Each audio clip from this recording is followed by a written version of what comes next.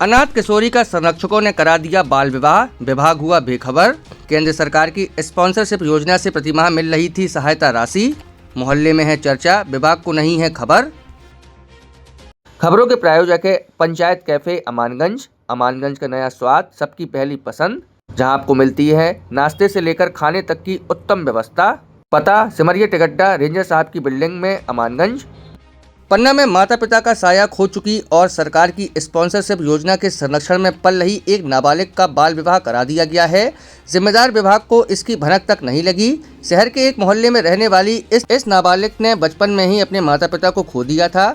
जीवन और पढ़ाई की राह आसान बनाने के लिए उसे केंद्र सरकार की स्पॉन्सरशिप योजना से जोड़ा गया।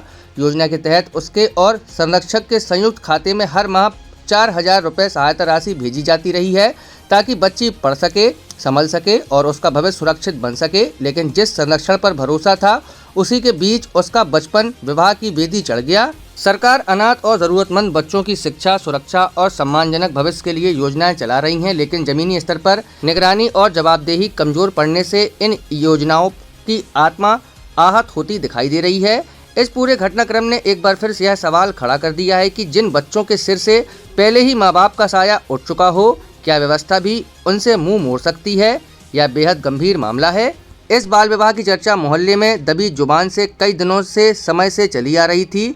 जब यह बात महिला एवं बाल विकास विभाग तक पहुंची तो आनन फानन में फॉलोअप करवाया गया। टीम जब सच्चाई जानने पहुंची तो हालात देखकर पैरों तले जमीन खिसक गई। नाबालिग की शादी हो चुकी थी।